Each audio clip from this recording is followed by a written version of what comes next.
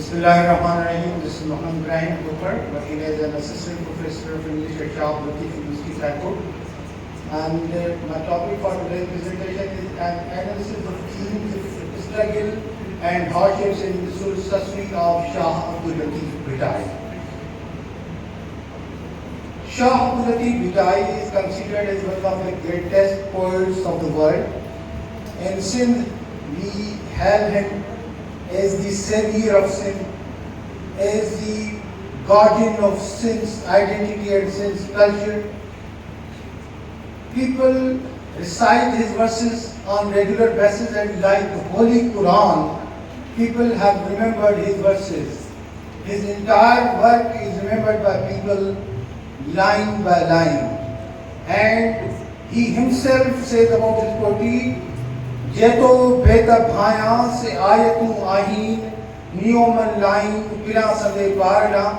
The verses that I have composed are not simple poetic lines. These are the ayats.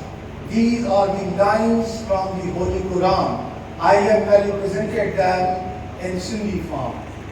One of the greatest poets of Sindh, another poet, praises him.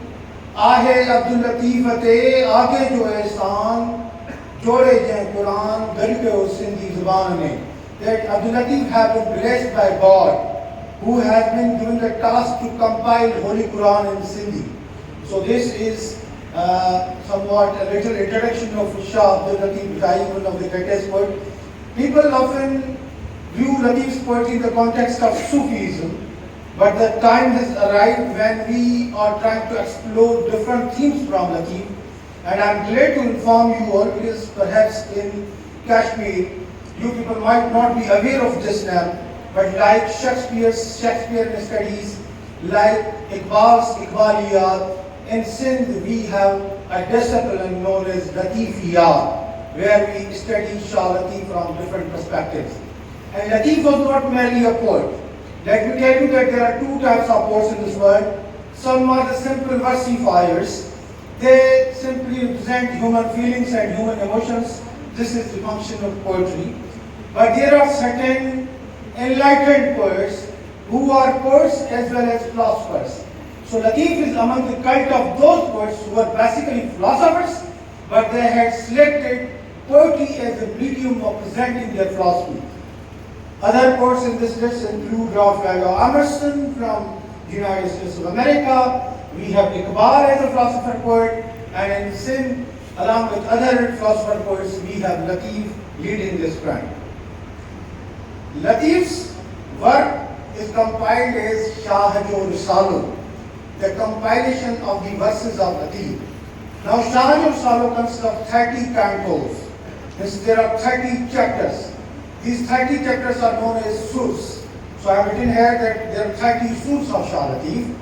So these cantos metaphorically represent 7 female characters. And I feel much delighted to inform you that when feminism had not taken roots academically in Western Europe, Lateef was the first poet who was eulogizing women as the leading characters. He did not select any single male character. There are many male characters in Lateef's poetry, but his heroines are female. He has heroines to his character. And one of his heroines, Sasri, I will be talking about her.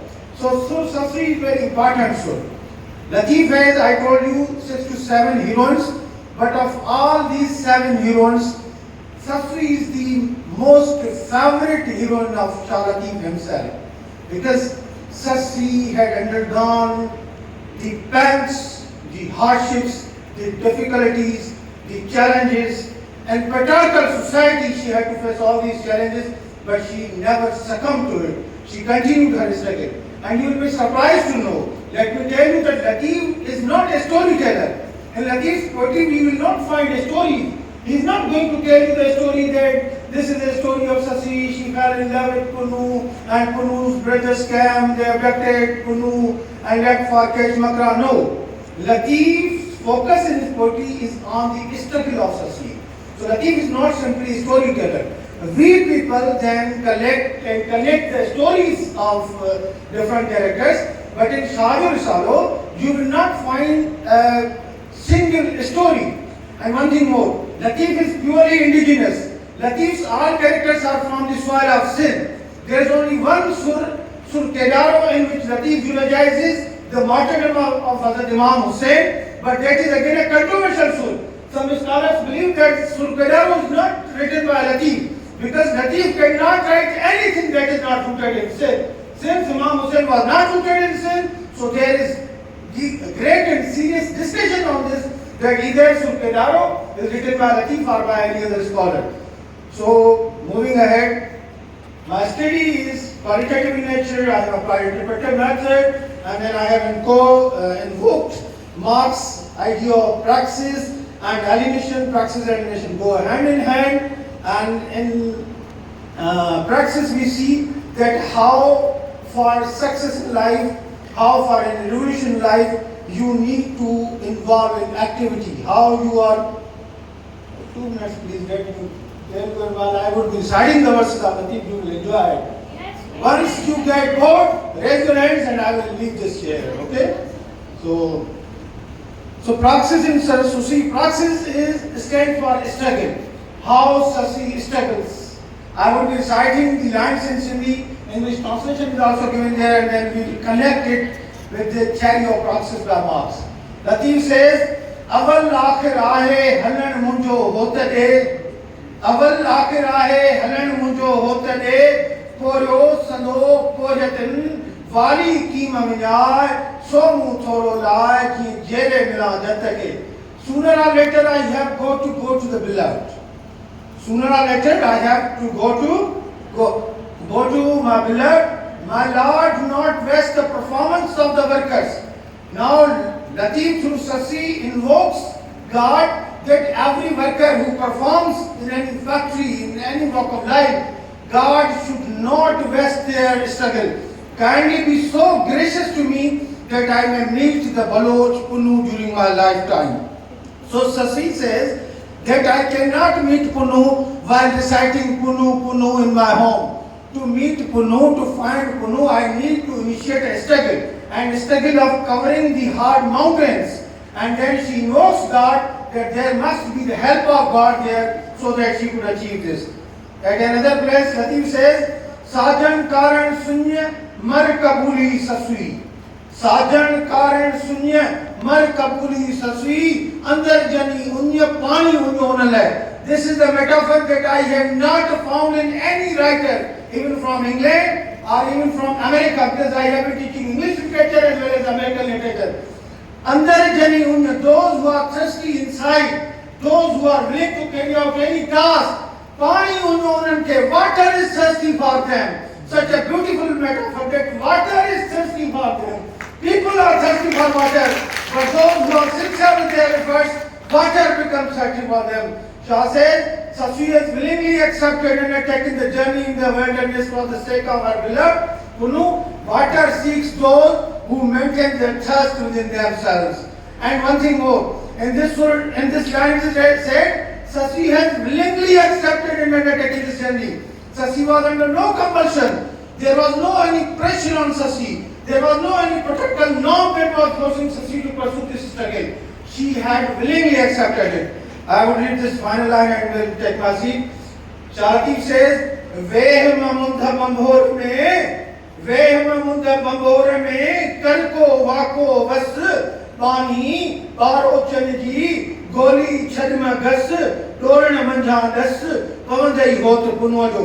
Since the majority of the audience is female, so I will connect this with you people, with your life. Shah says, Veh mamundha bambhor mein, Tarko Wako Vas. Oh, the sisters of Kashmir, don't sit idle in Kashmir. Don't sit idle in your homes. You need to raise. You need to go outside. You need to continue your struggle. Pani Baro Chanji Goli Channa Das.